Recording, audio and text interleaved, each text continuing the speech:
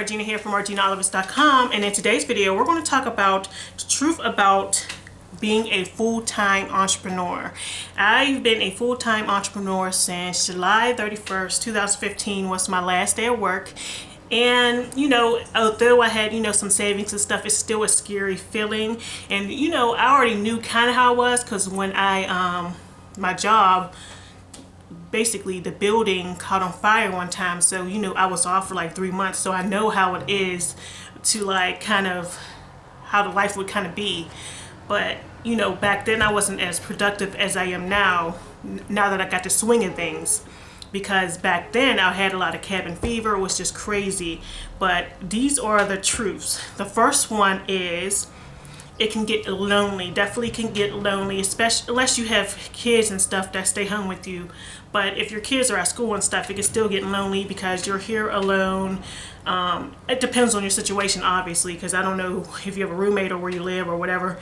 But it can definitely get lonely. You can get cabin fever from not being outside or whatever. And it's about to be winter here in Pittsburgh, and I'm not going to be going outside that much because I really don't like the cold. But it definitely can get lonely, and you can get cabin fever from being in the house all the time. So just make sure to get out and experience some things. Maybe go to the movies, do something fun, and just remember, there's different meetups and stuff you can go to, but it can get lonely at times. That's just the truth.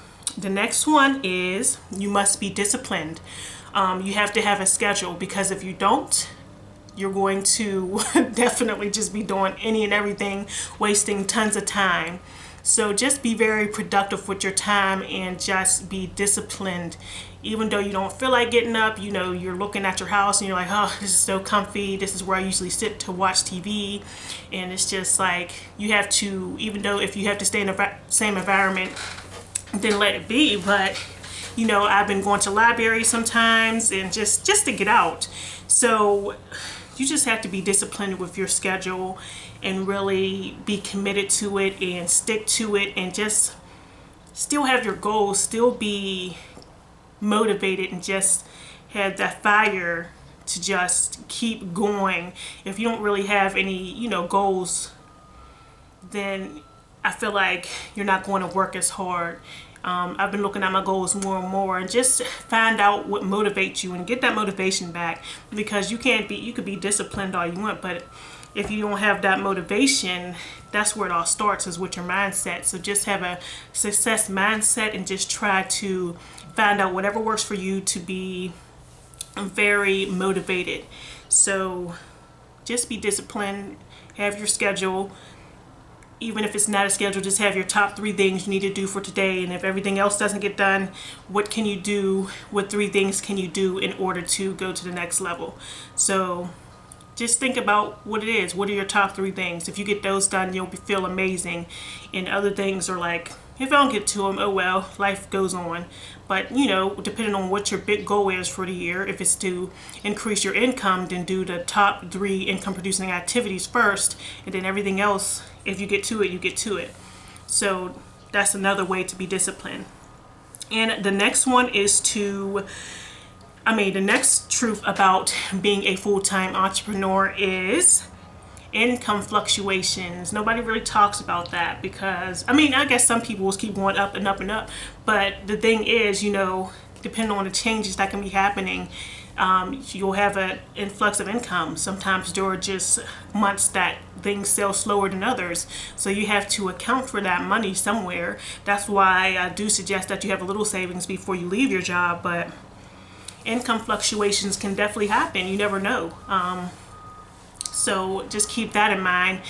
You can't have the same exact amount of sales a day. It all depends, because it's the base really depends on your customers and how much work you put in, and your audience, how much of an audience you have. Because if you have a great audience, then you can just keep selling them stuff, but you don't want to burn them out either. So it all depends. Like, say if you had a big launch, if you launch a product and you get like a whole bunch of money, that might last you the whole year. So it just depends. Definitely income fluctuations.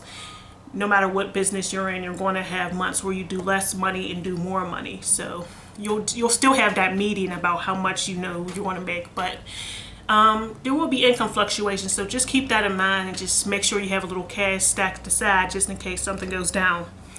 Another thing, the next thing about being a full-time entrepreneur is people think you have all the time in the world. This really cracks me up when people say, "What's in your home all day?" or ask or Gina to do this. I'm like, I don't think so. Like, I have things to do, and the thing is, they don't really understand. So I try not to be like, but I'm working on, it's like they don't understand, especially like family and friends. They're like, "Oh, aren't you home all the time?" Like, they probably don't understand that you're actually doing things. I know some full-time entrepreneurs personally that don't do much during the day, but hey, that's on them. But me, I have a schedule. If I'm at home, I'm usually working. I don't be playing around. Like, my husband still works, he has a job, but when I am in the zone and he's at work, I'm working too. So I don't, I hate when people just, "Oh, you were home, this should be done," or it's just very annoying. But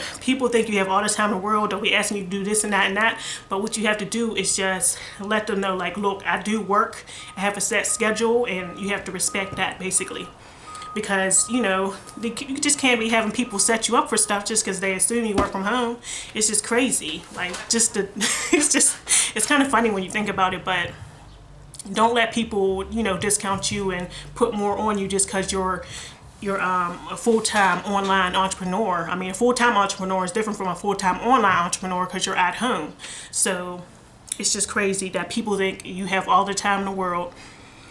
And the next one is, the last but not least, the truth about being a full-time online entrepreneur is it's hard to explain what you do. Like, people be like, "Oh, okay, well, what do you do?"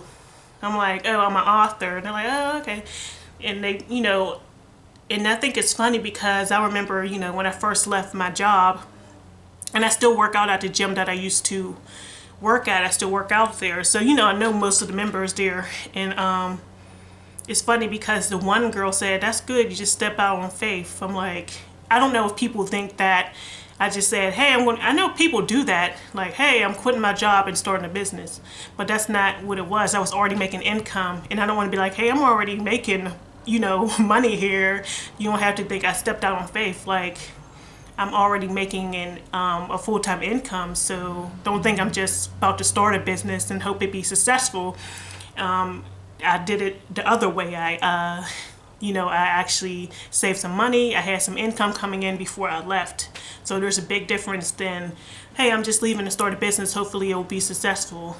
That was different. So I don't think I really it is stepping out on faith, I guess, but job security is no longer. So it's just secure as her little job she has. So I think it was funny, but it's definitely hard to explain what you do, especially, I be saying, like, I teach online, I write books, I do this and that, but if people are more interested in what else I do, but it's hard to explain that.